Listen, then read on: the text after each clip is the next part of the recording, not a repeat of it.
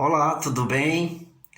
Alegria, prazer, satisfação, sempre, para esse contato com você, querido internauta que acompanha o nosso trabalho pelo canal hashtag Fica Dica no YouTube, aparecendo sempre para novos temas, novos convidados, a nossa querida professora Catiane, na área da enfermagem, vem com uma fala no contexto da saúde muito interessante sobre uma doença que a gente pouco discute e se ouve falar, mas que é de suma importância a gente ter um entendimento sobre a existência dessa doença, sobre a hanseníase.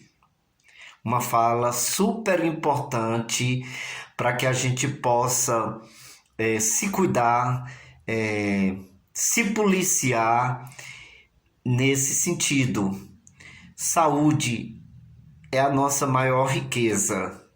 Todos nós queremos estar sempre saudáveis e a gente está tendo sempre a preocupação de convidar algum profissional também nessa área da saúde para que a gente possa estar levando até você temas relevantes nesse contexto da saúde.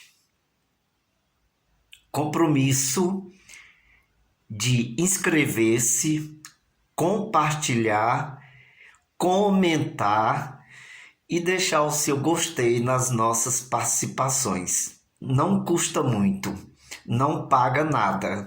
Tudo bem? Fica com Deus e com a fala da nossa convidada sobre hanseníase. Oi pessoal, tudo bem com vocês? Meu nome é Catiane e eu tô aqui para falar sobre a hanseníase.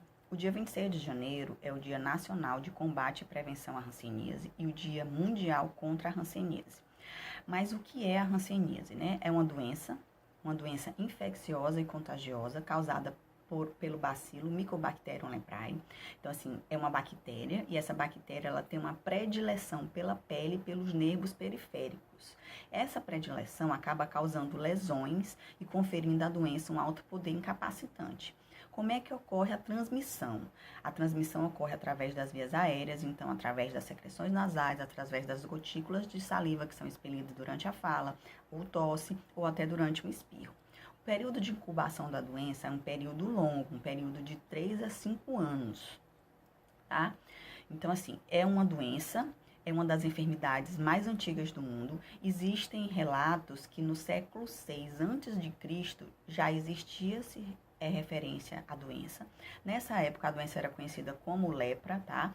Então, assim, acredita-se que essa doença ela tenha surgido no Oriente e ela tenha se espalhado através do mundo com as tribos nômades ou através dos navegadores.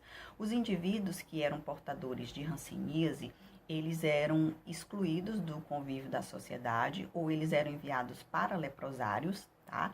Pois a enfermidade, ela era atribuída a símbolos negativos, como o pecado, o castigo divino, e ela era confundida com doenças venéreas. Esses enfermos, eles eram proibidos de entrar nas igrejas e eles eram obrigados a usar vestimentas especiais, além de carregar sinetas que alertavam sobre a sua presença. A pessoa estava aqui, quando ela escutava uma sinetinha, ela sabia que vinha um paciente portador de hanseníase, né, que na época era conhecido como leproso, então ela se afastava para não acontecer a aproximação e, consequentemente, o contágio ou contaminação.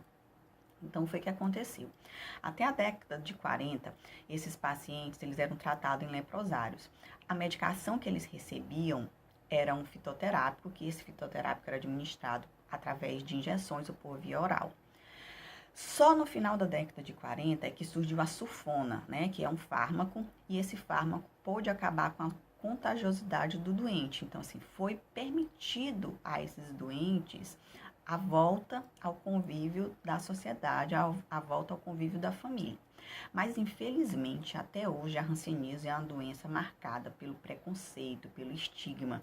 Existem estudos que falam que os pacientes de hanseníase estão mais propensos a desenvolverem a depressão e, por conta dessa depressão, eles cometerem o suicídio, pois as pessoas ainda acreditam que um portador de hanseníase tem que ficar afastado do convívio da sociedade. Só o que acontece? A partir do momento que esse paciente começa a fazer uso da medicação, ele deixa de transmitir a doença, tá?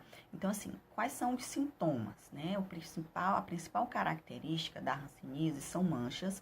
Essas manchas, elas podem ser esbranquiçadas, avermelhadas, amarronzadas, pode ser em qualquer parte do corpo, só que nessas manchas existe a perda ou alteração de sensibilidade. Se você for hanseníase e tiver a manchinha, você vai colocar uma água quente, o paciente não vai sentir.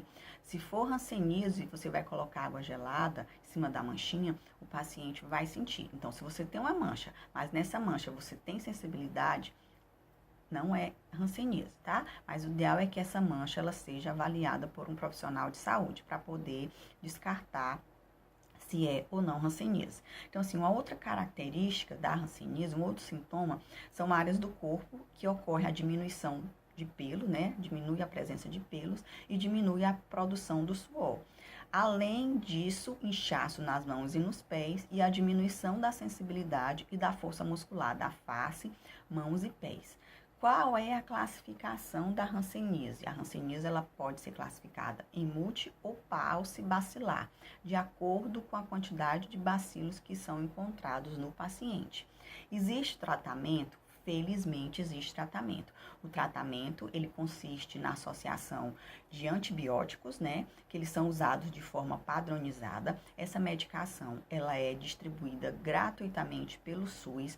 Para o paciente fazer o tratamento, ele tem que se dirigir à unidade básica de saúde mais próxima da sua casa. Então, assim, o tratamento, dependendo da classificação, ele pode demorar de 6 até 1 ano. Então, o que acontece? Uma vez ao mês, depois que é feito o diagnóstico, o paciente tem que se dirigir à unidade básica de saúde, onde esse paciente vai ser consultado, ele tem que ser pesado, tem que ser verificada a pressão, tem que ser verificada a altura, e ele vai se dirigir para o consultório do médico ou para o consultório do enfermeiro, e lá vai ser ouvidas as queixas, né, os relatos que aquele paciente tem para fazer, e aí ele vai receber a medicação para um mês. Só que a primeira dose, ela tem que ser feita na presença do profissional que está atendendo. Se for o médico, ele vai tomar na presença do médico. Se for um enfermeiro, ele vai tomar na presença do enfermeiro. Faz a dose supervisionada e ele vai para casa e faz o restante das doses sozinho, tá? Então, o SUS, ele disponibiliza todo o tratamento nas unidades básicas de saúde e nos centros de referência. Os centros de referência são para aqueles pacientes que já foram descobertos no estágio avançado e tem algum tipo de acometimento. Aqui em Teresina, o nosso centro de referência é o Centro Maria Imaculada, que fica localizado na zona norte de Teresina.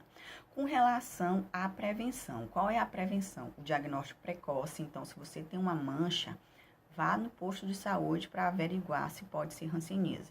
O tratamento oportuno, né? Como eu falei, é um tratamento demorado, de 6 meses, pode ser 6 meses até 1 ano.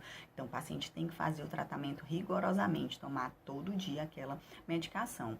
E a captação dos contatos, as pessoas que convivem diariamente, que passam um tempo prolongado com esse paciente que foi diagnosticado com hanseníase, elas também têm que se dirigir à unidade básica de saúde para que elas possam ser verificadas para ver se elas também não foram contaminadas, tá?